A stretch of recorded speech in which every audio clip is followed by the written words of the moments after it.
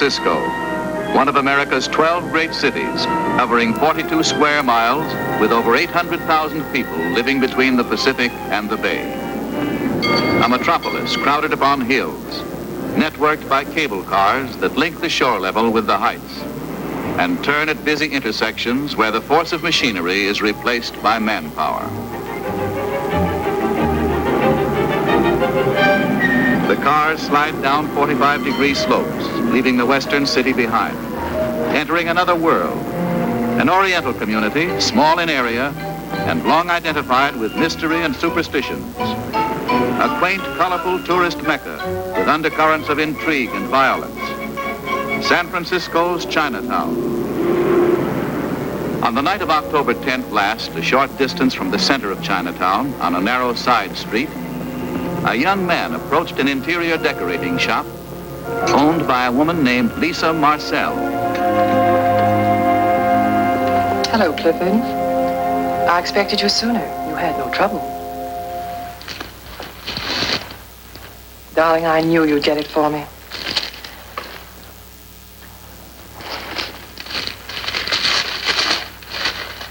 It's lovely. We should receive a very good price for this.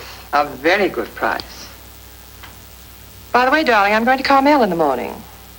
What for? I have a house to do. An ugly house. But perhaps in Chinese it may get by. I'll miss you. You will, Clifford? That's sweet. Yes, I think in Chinese it'll do very nicely. The living room in deep green, with a white vase on the mantel. White jade, perhaps. I saw one at G.L. Wing's this afternoon. It was lovely. G.L. Wing's? Yes. Just behind the counter. White jade.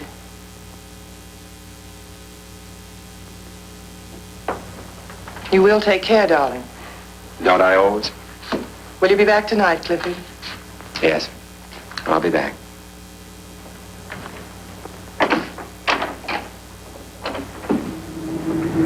Ladies and gentlemen, you're now entering one of the most unusual sections in America. A small rectangle of only 20 square blocks, each packed with over 1,000 human beings. The most densely populated area in the United States, San Francisco's Chinatown. For the next half hour, you'll be guided through some of the ornate shops, the intricate passageways and hidden chambers of this curious city within a city.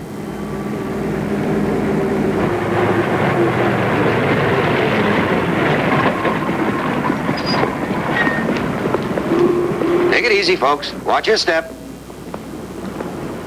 All right, ladies and gentlemen, let's go. And remember, I don't want any of you getting lost in Chinatown, so keep close together.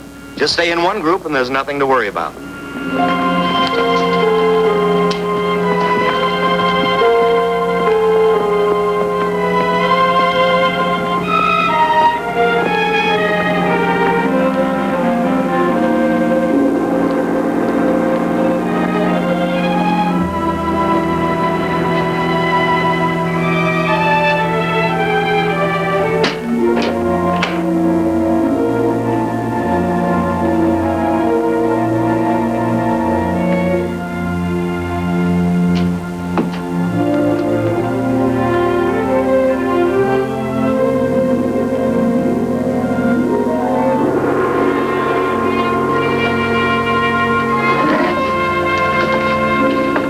Excellent taste, sir. That vase is one of our very best. It is priced at $1,900. Wrap it, please. You wish to take it with you, sir? Of course. But, Is there something wrong? Oh, no, sir. But my father isn't here tonight, and I'm not able to accept so large a check. Did I ask you to take a check?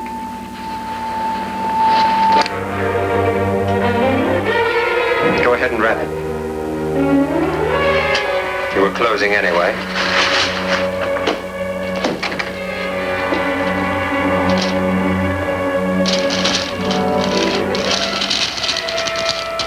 Take it easy. There's no hurry.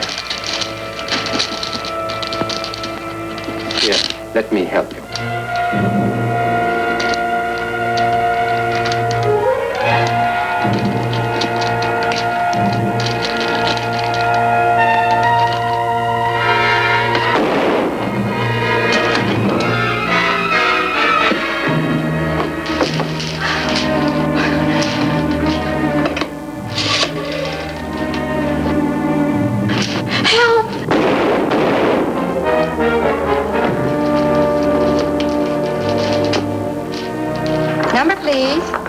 Julogi.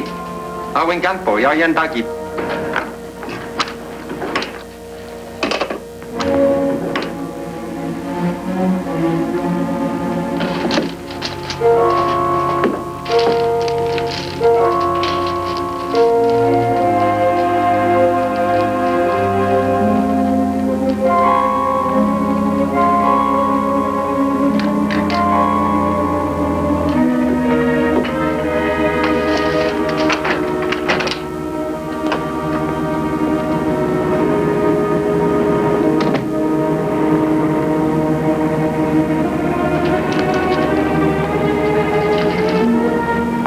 Proceed Chinatown, wing store, robbery.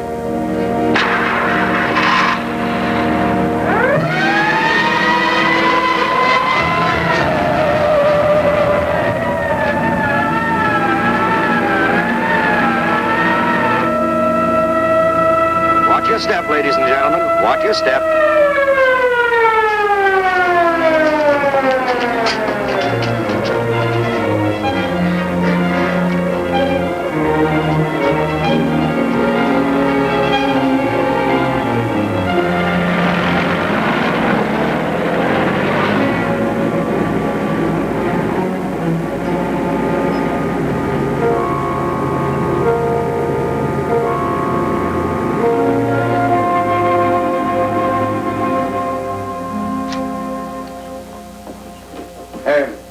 Try one from here, holding the counter. Right. Any luck? Nothing so far. Lots of smudges. Couple of clear prints on the register. Probably the kids. Well, keep at it. When were the shots? 幾時都爆響啊？將近11點啦。係咯，我記得咯，我啱啱上緊標鏈嘛。Just before 11, he remembers because he was winding his clock. Who are they? Live upstairs over the shop. They were here when we arrived. They called the police? 你哋叫錄音啊？冇啦， Ask them who did. 邊個叫錄音啊？我哋唔知。You don't know, sir. Okay, check them for motive. The boy's father? That's right, Captain. Give you anything? Just that he thinks he was robbed, but he's not positive. He's too upset now to check. Yeah. Get anything on the girl, Eddie? Not much. Her name was Betty Chang. She was engaged to the wing kid. They had a date tonight. Thanks. Costa. Yes, sir. Try and find the merchandise inventory. Check it against our list. See what's missing. And Costa, Yes, Captain. you were the first squad car here, weren't you? That's right. Who called the police? I can't seem to find out, Captain. They're scared of cops in Chinatown. I figure whoever found them tipped us off and scrammed. Yeah, maybe you're right. That's fine. Now, what time did you leave the shop tonight, Mr. Wing? I leave 6 o'clock. And could you tell us whether you... Yeah? Yeah. Okay, thanks. I'll tell him.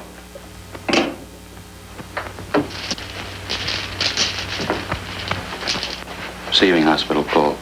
Boy died in the ambulance. Thanks, Eddie. What about the girl? Still unconscious. Condition critical. She could recover. Okay. You better tell the old man that his boy died. Mr. Wing, your boy. No. Tell him in Chinese. Wing 大家，個仔過後啦。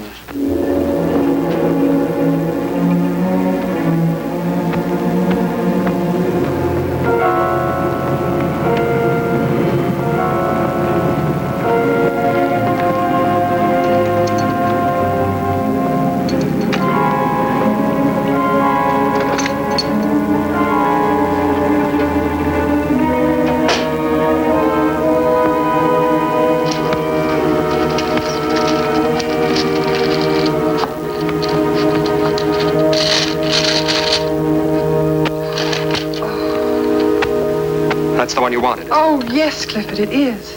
It is. It's beautiful, isn't it? You're the expert. Was it difficult getting it? No. No trouble at all. You seem a little nervous. Would you like some brandy or a cup of hot coffee? No, I'm just tired, that's all. I think I'd better go home. Good night, darling. I'll be back just as soon as possible. Good night, Lisa.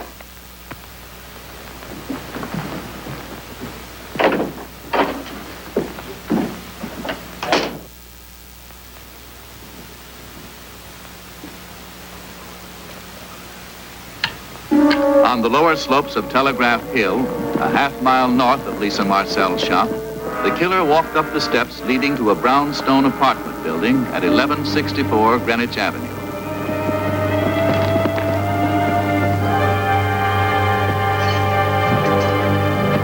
As he came down the hall and entered his flat in the rear of the second floor, he felt a sudden chill.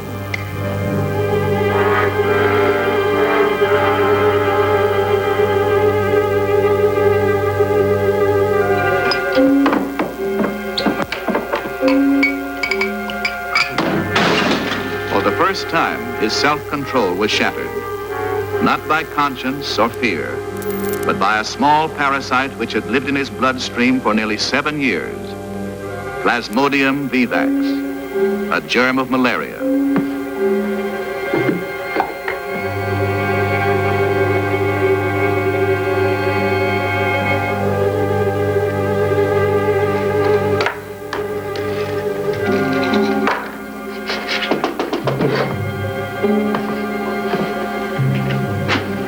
What do you want? I heard a crash. It woke me. Go back to sleep, Mrs. Dryden. But you broke something. I'll clean it up.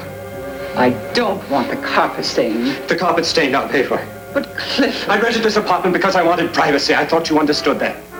Are you sick, Clifford? Good night, Mrs. Dryden. Good night.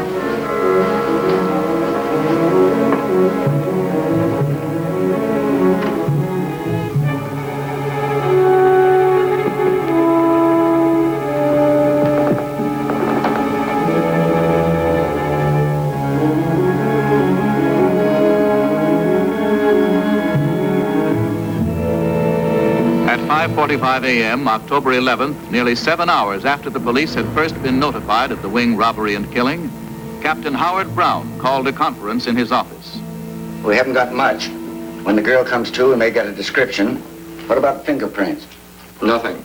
Girl's prints on the phone, but they were smudged. Get anything from the neighbors? Most of them heard the shots, but nobody saw the killer. Costa, how'd your inventory come out? An expensive jade vase is missing and a couple of smaller pieces, all top-grade merchandise. Looks like robbery, all right. Don't be too certain. Fred, check the relatives, both kids. These Chinese are strong on family stuff. Maybe somebody didn't want them to get married. Maybe somebody was jealous. Bill, get together with ballistics and see what conclusions they can jump to. Costa, I want you to find out who called the police. Sure. There are only 350,000 phones in the city and 1 million people who could have used any one of them. It's a cinch. Give me 20 minutes to find the right one, will you, Captain? I want time for a little breakfast, too. That's all, gentlemen. After working through the night without rest, the weary men started on their morning assignment. Well, all I know, Sam, is that we got the call from the operator down on the Chinatown switchboard. Came in at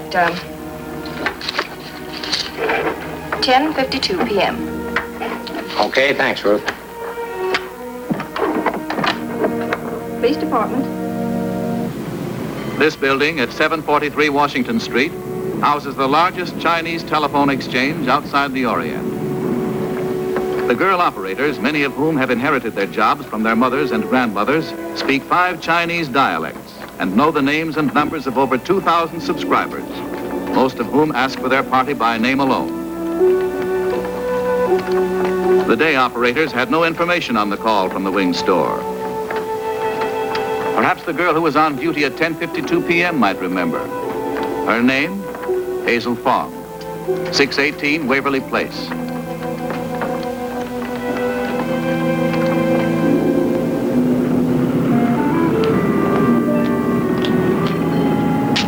The house at this address was one of the few in the area to have survived the San Francisco earthquake of 1906.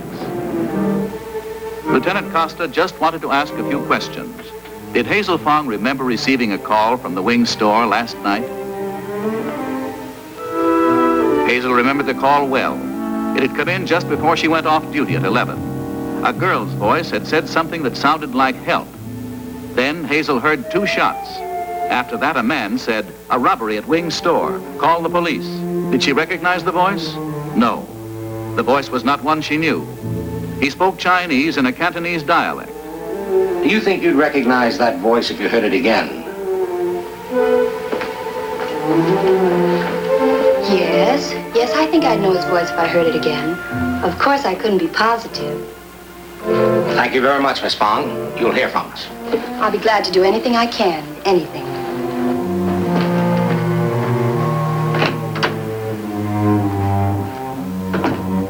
48 hours later, Captain Brown thought he had a lead. All right. We know this much. Our man's Chinese. He speaks with a Cantonese dialect. How do we know he was the killer? The operator heard the girl's voice, 2 shots, then this guy's voice. I'll say he did the shooting. Check. Let's go on. The medical examiner says the angle of the bullet indicates he's around 5'9" and right-handed. Ballistics shows he used a Colt .38. The motive was robbery, pure and simple. I checked the families, and they're on very good terms. Right.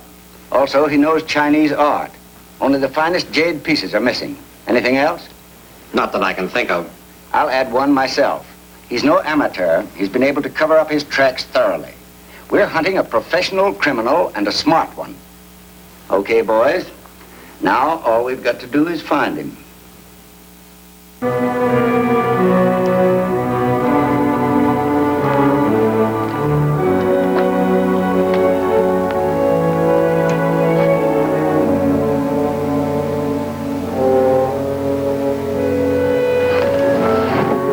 Here was the killer the police sought.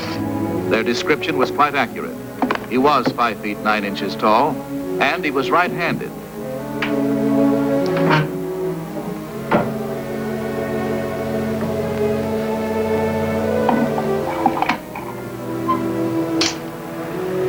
Now repeat this phrase. Would you kindly direct me to the post office? 郵政局喺邊處啊？郵政局喺邊處啊？郵政局喺邊處啊？郵政局喺邊處啊？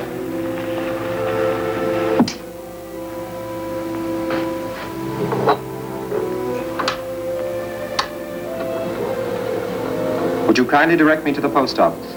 Yao Jengu Kaibin Shia. Would you kindly direct me to the post office? Yao Jengu Kaibin Shia. Captain Brown was also correct in that the suspect spoke Chinese with a Cantonese accent. But the police were wrong in one essential detail.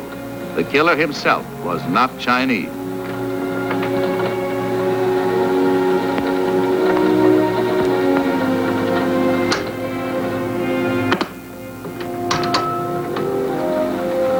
Would you kindly direct me to the post office? Yao Jengu Kaibin Shia. Would you kindly direct me to the post office?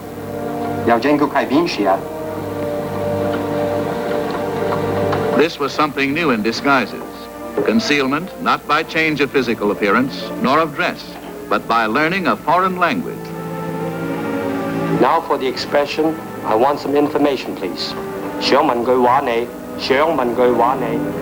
The search for the unknown killer now moved into high gear. Squads of police combed the narrow, twisting streets of Chinatown, using the Wing store as the hub of a wheel. Its spokes reaching north and south from Broadway to Sutter, east and west from Kearny to Powell.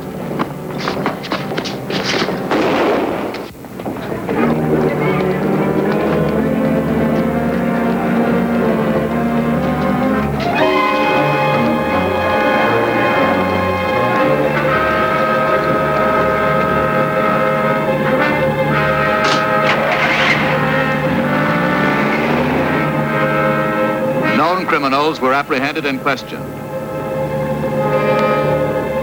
All possible alibis checked and rechecked.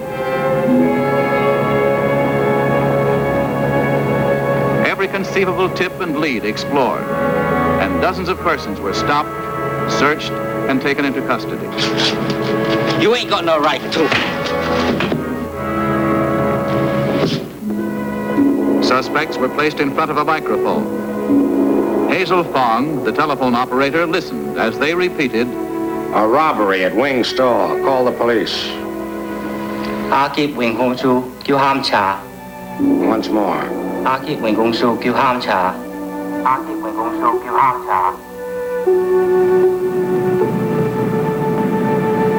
One other possible door remained open to the police. One way of identifying the killer. Detective Fred Morgan maintained a constant watch outside Betty Chang's hospital room, hoping she would regain consciousness and give a description of the person who had fired 2 shots into her body during the Wing robbery. A few feet away, Betty's parents, Mr. and Mrs. Lu Chang, kept a different kind of vigil. At 5:15 p.m. on October 14th, their waiting was ended. Now there was no living person who could identify the killer. The door which Morgan had hoped to open was closed by death.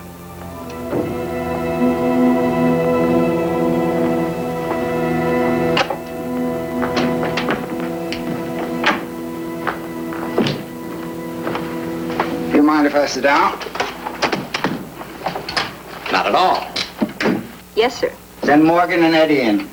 I wonder if they've got any new animals at the zoo. Huh? I promised Jimmy I'd take him there this afternoon. No? Just wanted to remind you that Wednesday is my afternoon off. Don't worry, Costa. I hadn't forgotten. Good. In fact, I've already called your wife and told her not to expect you. You know, that's what I like about you. You're so thoughtful. Want us, Captain? Yeah, sit down. What's up? I just got back from Chinatown. They aren't happy down there. Really? They think we aren't doing anything. They could be right. What's more, they're getting a little tired of being rounded up and questioned. Well, what are we supposed to do? Dream up the guy? We haven't had one suspect that looks even close. Maybe we've been going at this thing hind end foremost. Huh? We don't know what our man looks like. Agreed. But we know he stole a jade vase, and we do know what it looks like. Oh, manhunt into vase hunt. Here's a photo Wing made for an art magazine layout. What about other thefts of antiques? Yeah, that stuff stolen from the shop out in Seacliff. Maybe we can tie it up. Could be. No dice. That bandit was a young Mexican. Well, there was an expensive gold box lifted on Sutter Street a few days ago. By a stick-up man with an Italian accent. No tie-up there. Not unless he has 10 nationalities, including the Chinese. Well, what are you waiting for? A pat on the head? Well, what do we do with this? Get a cut made.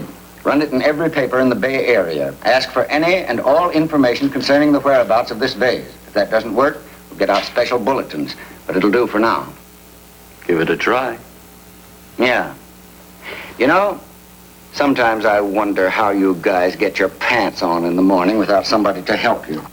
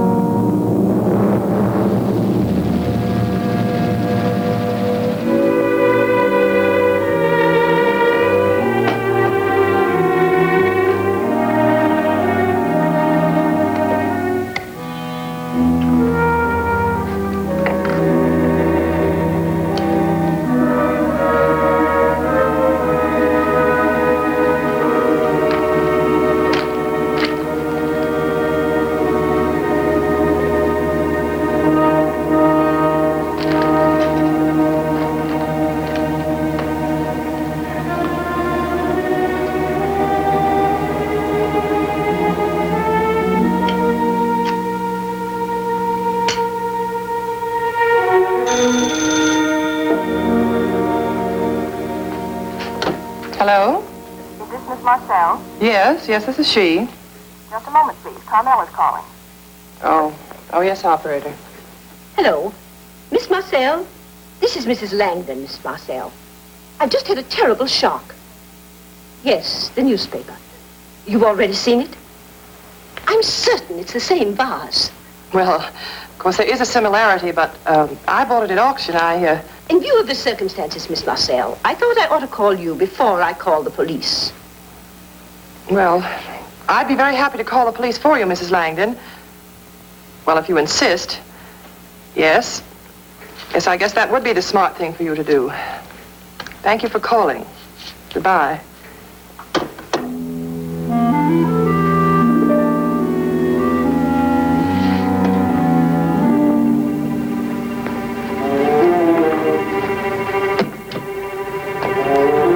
Lieutenant Costa.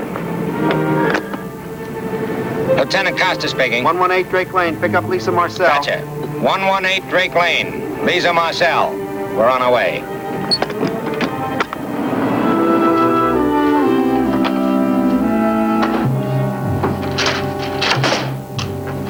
Welcome home, Lisa. Clifford, why didn't you tell me what happened at the wing store? Why did you let me find it out in the newspapers? Well, what's the difference? You've sold the vase, haven't you? Yes, that's just the trouble. Look, that woman in Carmel has already telephoned the police. They'll be here any minute. I've got to get away from here. I've got to. You're all packed. Darling, you must understand. We have to separate. I have to leave. It's dangerous for us to be together. But why, Lisa? Why must we separate? The police, if they find me here, they'll arrest me. What would happen if they did? Oh, Clifford, what are you driving at? What do you mean? Well, I've never seen you like this before, Lisa. You're frightened. You're really frightened. Why? I know what would happen if you were arrested, Lisa. You'd tell them about me. Wouldn't you? No, Clifford, no. You're quite right, Lisa. You should go away.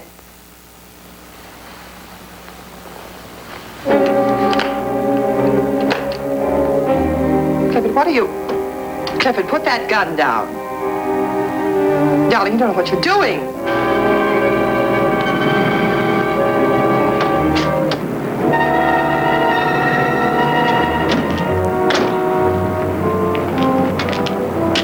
Eddie, you go through the alley. Right.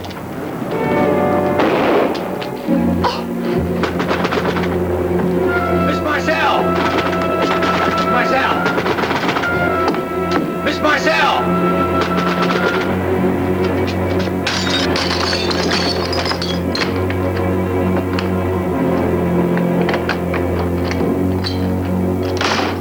Miss Marcel!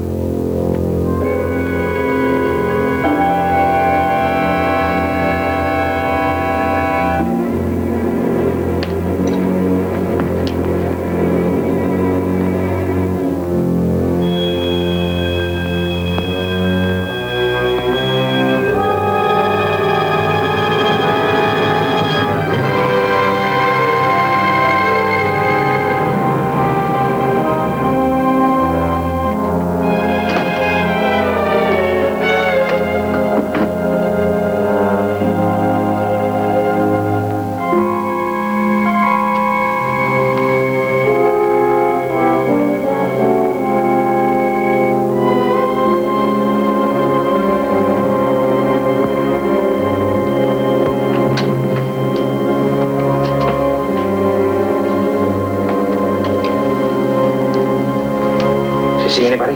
He was still being here. Yeah.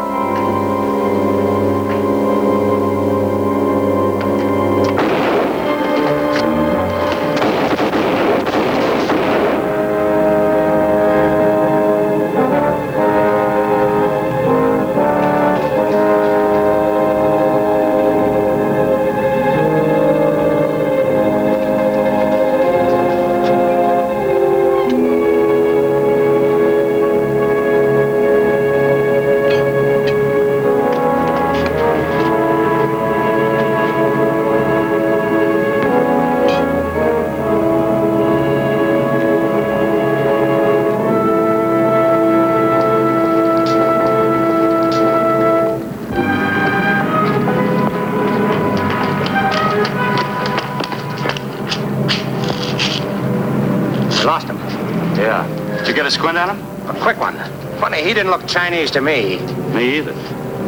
Come on, let's get back to the station and fix that hand. Yeah, might as well.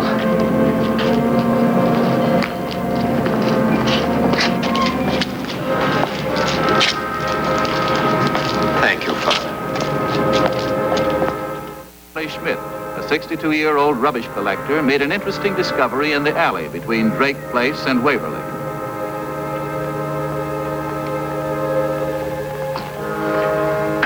Yes, Captain? Send Costa in.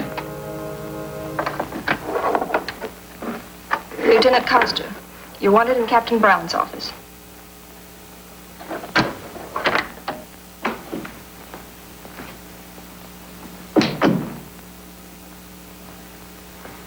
Where'd you lose that guy last night? In the alley between Drake Place and Waverly. Why? This looked familiar? Yeah. Very. That's something to start on. In the garment district, police could get no information, except that the top coat was retailed by several local stores. At one of these, the trail ended. The coat was shown to several clerks in the menswear department. After examining the garment, John Winston, one of the salesmen, remembered selling the coat. But it was a staple item sold for cash, and no record of the customer could be found.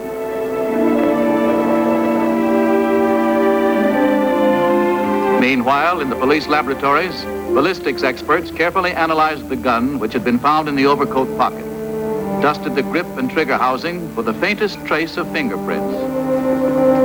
Technicians reconstructed the serial number, which had been filed away, studied the mark of the barrel striations on the bullet, which had been taken from the body of Lisa Marcel.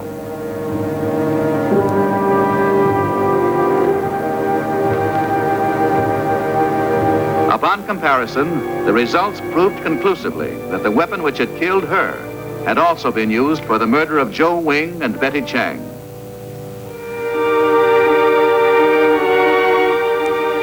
Detective Morgan was able to trace the gun to a pawn shop, from which it had been stolen nearly 6 months earlier.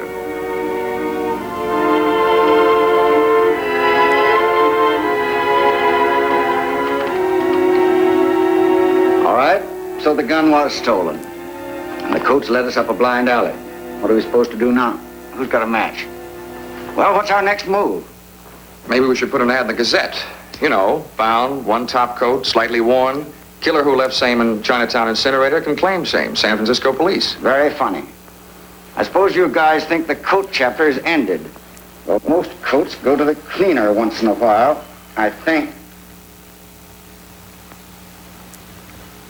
It's a long shot, Costa. But the only thing you've got to do now is to find out which pants presser put his tag in there. Me? I thought this was my afternoon off. You know, the one you owe me. Turn up the killer by noon, and I'll take it under consideration.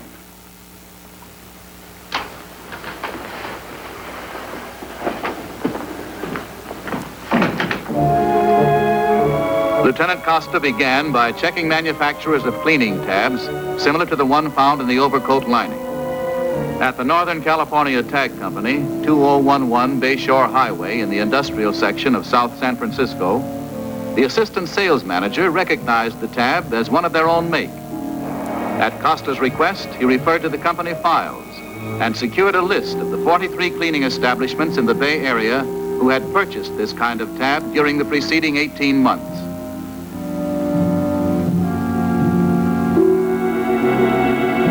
Costa carefully noted the names and addresses of the 43 dry cleaners and made himself an itinerary which during the next 2 days took him from the waterfront district along the Embarcadero all the way to Chinatown. By the time he had passed the intersection of Grant Avenue and California Street, he had checked 23 cleaners and dyers off his list. Number 24 was the quality cleaners on Grant Avenue.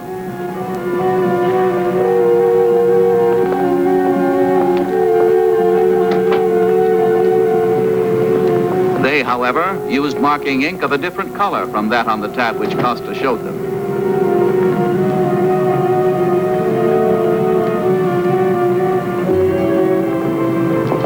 Number 25 was Sam Chang's Laundry and Cleaning, a block and a half north.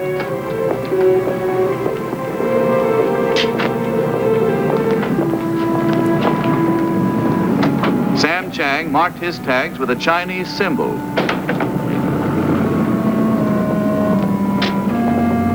So the search continued.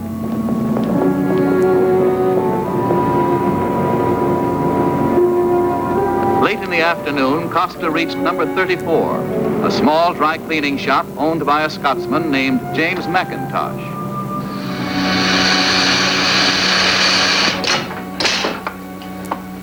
Aye, that's my tab. Then you recognize the coat? I didn't say that. Well, you must have some idea who it belongs to. Well, I didn't say I do, and then again I didn't say I don't. I do. Well, it belongs to a young fella. Dark, kind of thin, but I didn't know his name. He's cash and carry. Any idea where he lives? I'm not sure. Could be around the corner on Greenwich Avenue. I think I seen him coming out of Mrs. Dryden's. How do I get there? Second house up from the corner. Thank you. He seems a nice lad. Has he been up to some mischief? Yeah, you might call it that.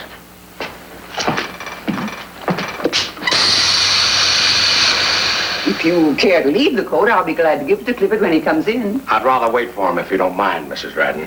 You're sure he's expecting you? I'm pretty sure. Very well. He should be here in a few minutes.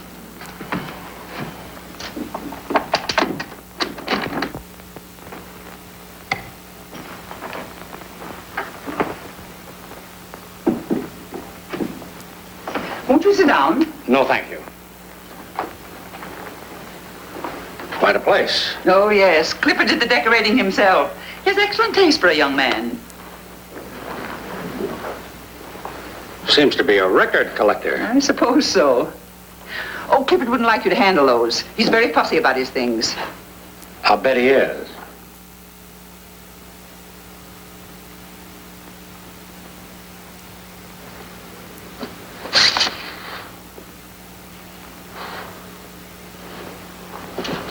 Well, really, I don't think I should allow you to. Young man, I think you'd best leave. I shouldn't like to have to call the police.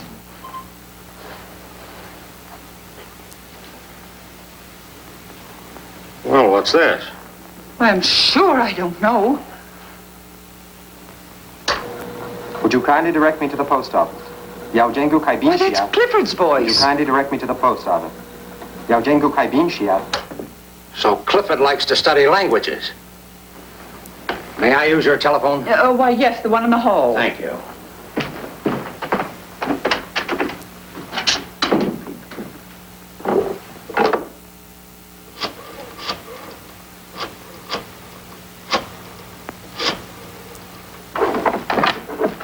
Police department. Hello, get me Captain Brown, please. Captain Brown. Hello, Brown. Costa. Well, you phony old hunch player, your long shot came in. Yeah, 1164 Greenwich Avenue. Well, what do you know? Yes, Captain. Dispatch some cars, better make them civilian sedans, to 1164 Greenwich Avenue right away. And snap it up, will you? I'm late for dinner already.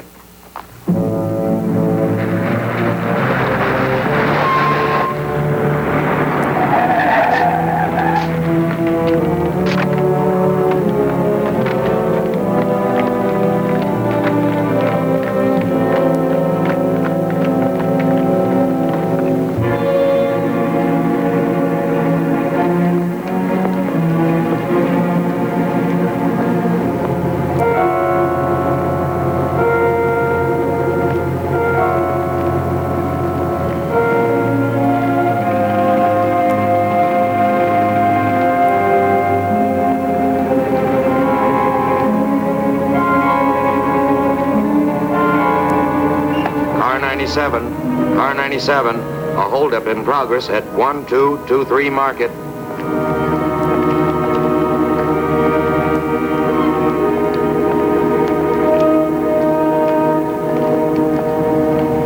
The killer, realizing that the police had staked out the Greenwich Avenue apartment, decided to make a change of address.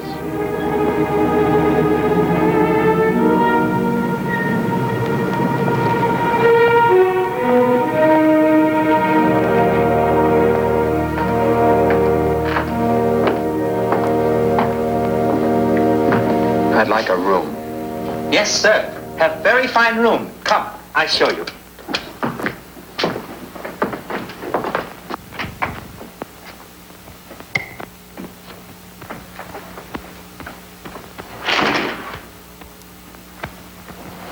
Is this door locked? Yes. Oh, yes.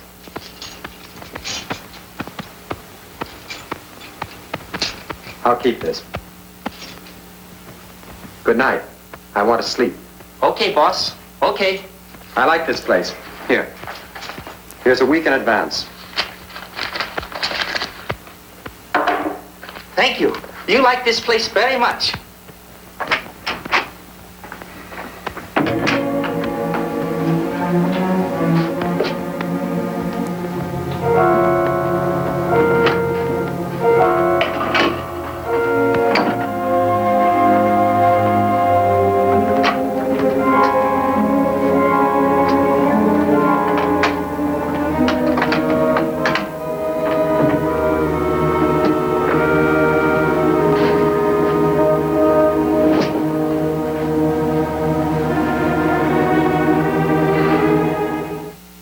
working on their first tangible discovery, the wire recording.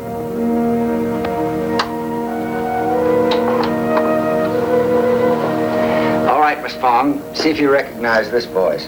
Would you kindly direct me to the post office? Yao Jengu Kaibin Shia. Would you kindly direct me to the post office? Yao Jengu Kaibin Shia. Yes, that's the man. I'm almost positive. Yes? Send Morgan and Eddie in. We're going into the recording business. The recording of the killer's voice was shipped to a record manufacturer in Southern California. Here, the wire was cut, transcribed, and pressed into the wax grooves of several hundred records. A few hours later, the pressings were ready to be air expressed back to Captain Brown's office in San Francisco. Do you know this man? His name is Clifford Ward, but he may be using an alias. He's about 28, 5 feet 9 inches tall, slender, dark brown hair and eyes. He speaks several languages. Have you heard his voice? Listen. I want some information, please. Shungman Gaiwane. Shungman Gaiwane. If you recognize this voice or know a man answering this description, please call the San Francisco police at once. The records were distributed to a special police detail, who in turn were instructed to distribute them to all persons who might conceivably come in contact with the suspect and recognize his description and voice. Do you know this man? Among the groups who listened and tried to identify the voice were telephone girls on all exchanges. He's about 28. Waitresses at drive-ins and cafes, bartenders, hostesses, and other restaurant employees. He speaks several languages. Have you heard his voice? Listen. I want some information, please. Shungman Gaiwane. Shungman Gaiwane. Bus operators, cable and streetcar conductors, and taxi drivers all over the Bay Area. Please call the San Francisco police at once. Meanwhile, a 24-hour guard was placed outside the apartment building in which the killer had lived at 1164 Greenwich Avenue, on the off chance that he might return for some of his property.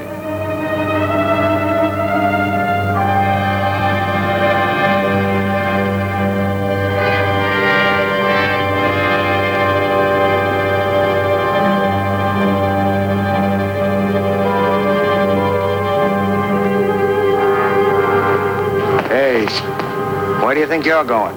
Delivering a wire. Yeah? What's it for? This is Emily Dryden, 1164 Greenwich Avenue. Do you want to sign for it? Go ahead, switch to on your right.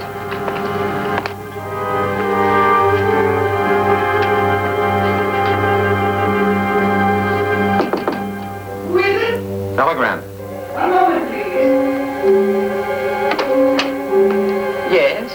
Clifford. Come out here. What do you want? Come out here. Open it. Oh, I haven't the keys with me. Open it.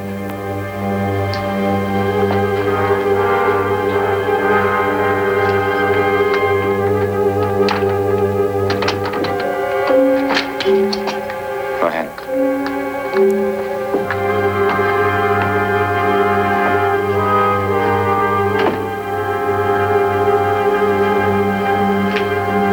Sit down.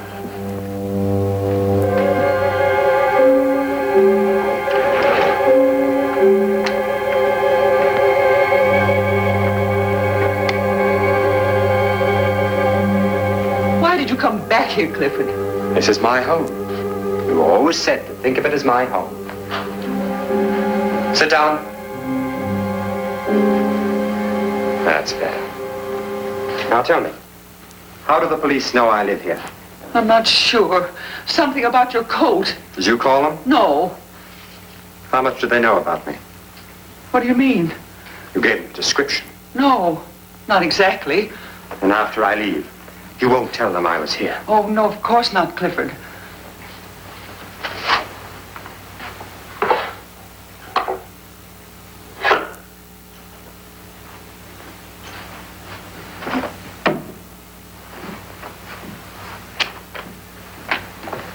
What are you going to do, Clifford? Clifford! Shut up! Oh.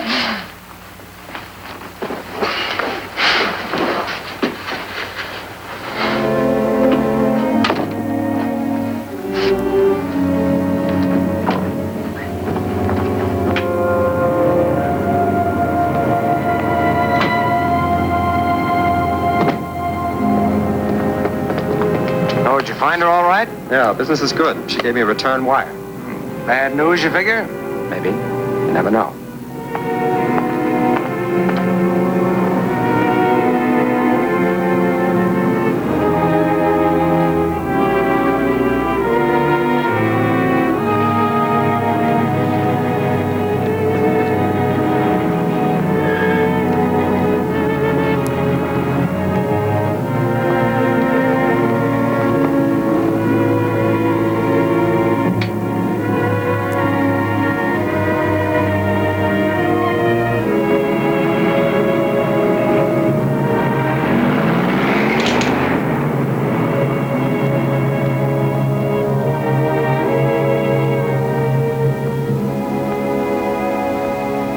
Gentlemen, one big week. 7 days, the commissioner said. If we haven't got Clifford Ward behind bars in that time, we can all look forward to an early retirement from public life. Today was the day I planned to take my kid to the aquarium. Tough.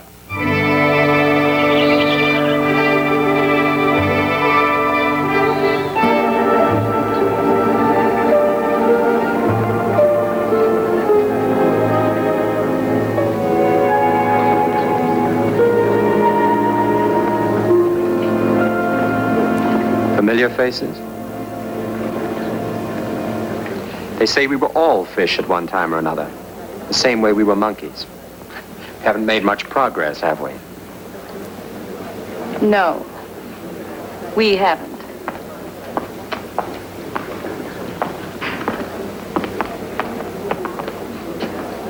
Is he usually late? Who? Well, whoever it is you're waiting for. I mean, isn't he usually on time? Please, I'd rather... I know of a wonderful little place for dinner. Thank you, but I'm waiting for someone. It isn't your husband. No, ring. Do you know if there's a telephone here? Must you call him? Yes, I have to. Not if you don't want to. I'm sorry, but... I'm sure you must be a stranger in San Francisco. Who'd know if you went out with another stranger? What harm could it do? None, I suppose. We could have dinner and a ride in a cable car. I'll bring you home whenever you like. Well, I don't usually... Oh, you understand. I understand, but this is an exception. It would be, if I went with you. Well... All right. I don't like fish anyway. While the police searched desperately for the killer, he was taking his companion sightseeing on a cable car. They ate lobster at Fisherman's Wharf, visited Golden Gate, the Museum of Art, and at the Palace of the Legion of Honor studied Rodin's classic statue of the thinker. In 5 hours, hundreds of people saw him and the girl, spoke to them and served them food without the slightest thought that here was the man the police were seeking.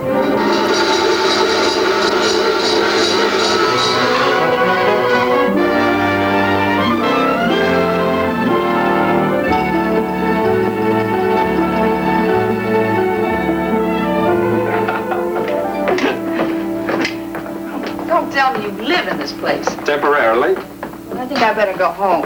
Oh, have a drink first. All right. At least it's local color. Well, here we are. This isn't exactly what I'd call the artistic section of San Francisco. Not exactly. I like the last place we were. Let's go back there. Well, we can go back there later. I don't understand you. Aquariums, art museums, nice little candlelit bars. And then this. You're very inconsistent. Very inconsistent. Not when you know me bad. Be careful, you spilled my drink. I'm sorry. I'll make you another one. Oh, don't bother. I really should go. It's no bother. You're a very paradoxical young man. I've decided that. Have you? What's the matter? You all right? You can't handle your liquor very well, can you? It's not the liquor. What's wrong with you, then? I'll be all right in a moment. I better call a doctor. No, no. But you're sick. Just leave me alone. Please let me call a doctor. Would you please go? Well, I'm only trying to... Get out.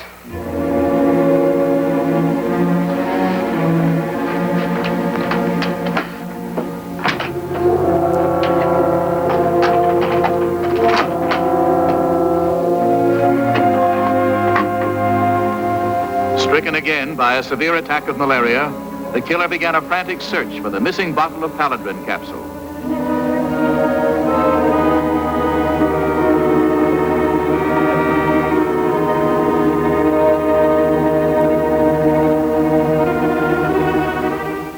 I'm sorry. I can't sell you Paladrin without a prescription. But I've just had an attack. I may have another. Well, don't you know a doctor? There isn't time.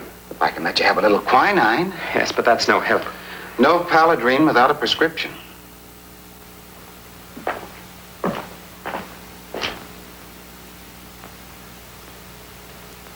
If I have my doctor call you, would you take care of me? Yeah, I guess that'd be all right. What's your number? Tell him to ask for the Greer Pharmacy on the Chinatown Exchange.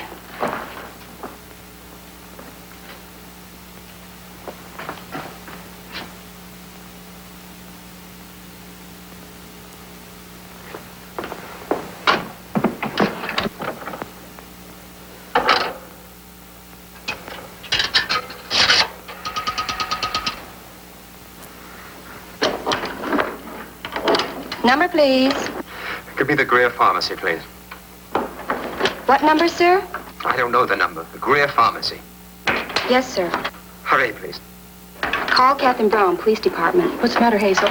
Tell him I think Clifford Ward's in a phone booth on the corner of Grant and Sacramento. Gotcha. Greer Pharmacy. This is Dr. A.C. Deaver. A patient of mine was just in your store asking for Paladrin. Would you accept this call as an authorization for a prescription? Yes. And the dosage? 20 Paladrin, 1 1/2 grain, as directed. Is in his name, Doctor? Done. Thomas Dunn. He'll be right in to pick it up. Thank you. At the corner of Grant and Sacramento, Captain. Wait a minute. Hazel wants to talk to you. I'm not positive, Captain. He said he was a doctor. Yes, Greer Pharmacy. Dr. A.C. Deaver. And he was ordering some drug for a patient named Thomas Dunn. I hope I'm right, Captain. Thank you. Yes? Send the nearest patrol car to the corner of Sacramento and Grant. It may be Clifford Ward. All cars have a complete description. Yes, sir. And get a car for me. Car 9, proceed Sacramento and Grant. It may be Clifford Ward.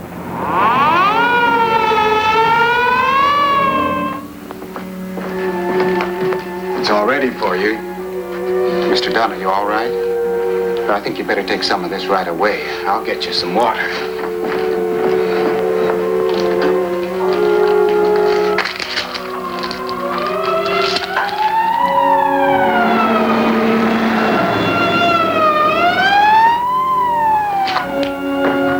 Mr. Dunn, here's your... Mr. Dunn.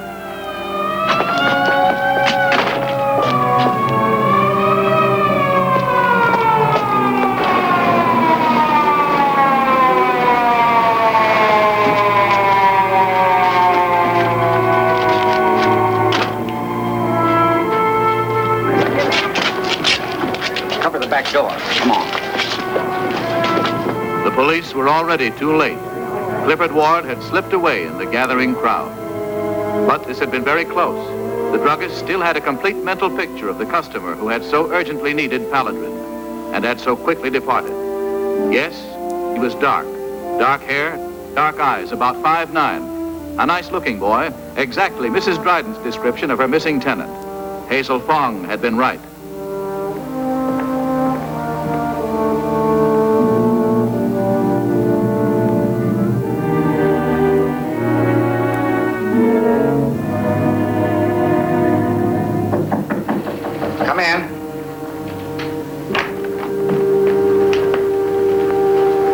Deaver never heard of him, and he doesn't remember ever treating anyone who looks like him.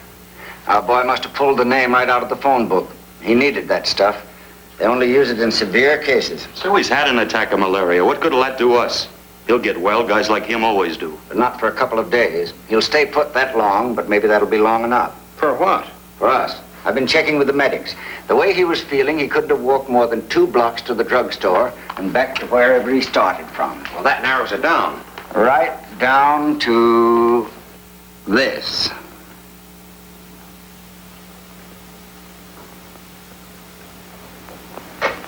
You know what he looks like. You've heard his voice. You know where he is within a couple of blocks, where he'll be for the next 12 to 24 hours. You've only been given 4 or 5 buildings apiece, but don't let that make you think it's going to be easy. There may be as many as a couple of 100 people in any one of them. You'll be making the rounds as census takers. You've got identification to prove it. Ward may be living alone. He may be living with Chinese. He may be hiding somewhere. We don't know. If you find him, don't try to take him yourself. Anybody. He's sick, but he's a killer. So report. Well, that's it. Oh, one thing more. If you don't get an answer someplace, keep pounding on the door. Do something to make them open up. If you still can't rouse anybody, make a note of the address and we'll go back. Well, you've got 24 hours.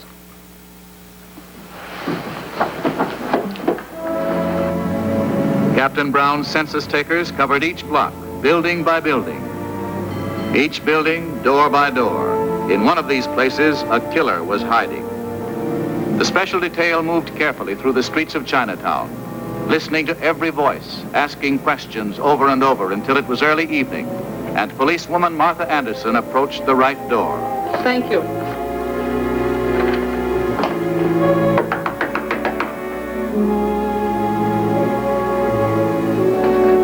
Is there anybody in here? Maybe yes, maybe no. Thanks. Anybody home?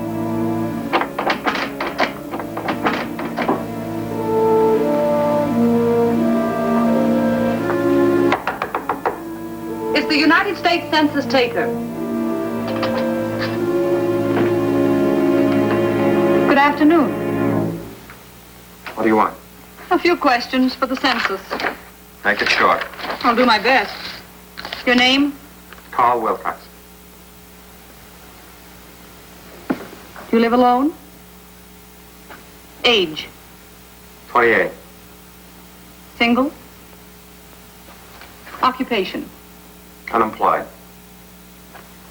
I guess that's all. Thanks. Sorry to have disturbed you.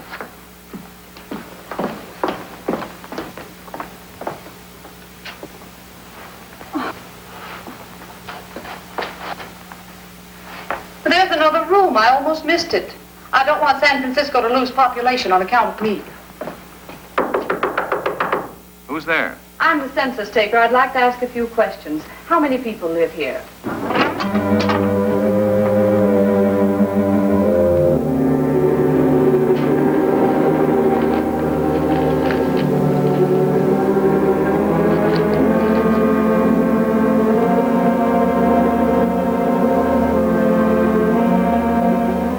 Shortly before midnight, while Clifford Ward slept, a police dragnet was set in motion by the report of policewoman Martha Anderson. Methodically, Captain Brown's forces began to surround the rooming house in the heart of Chinatown. 5 minutes.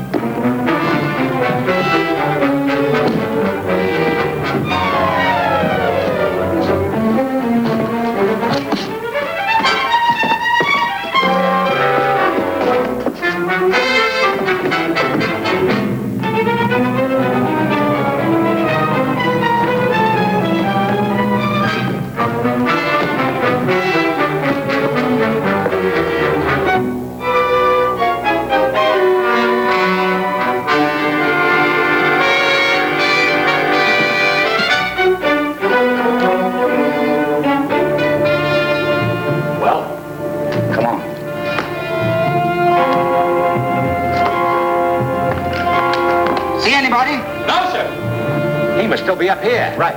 I'll take the far side.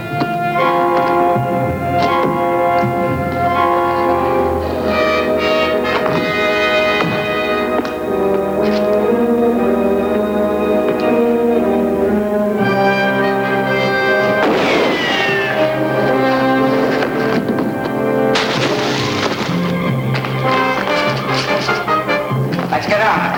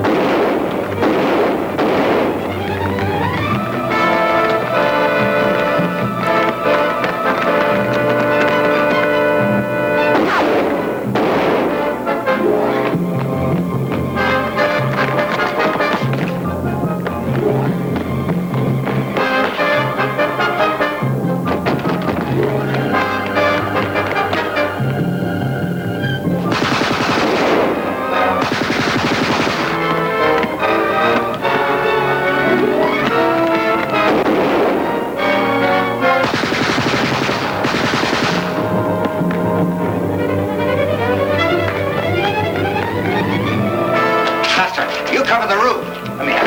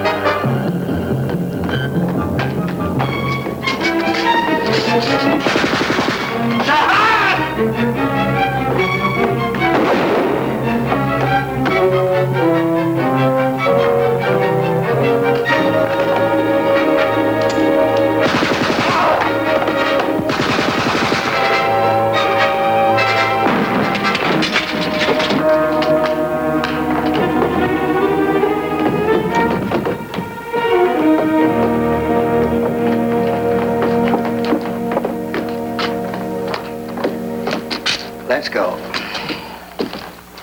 You know, Costa? Yeah? You don't have to come in until noon tomorrow. Fine. Unless something important comes up.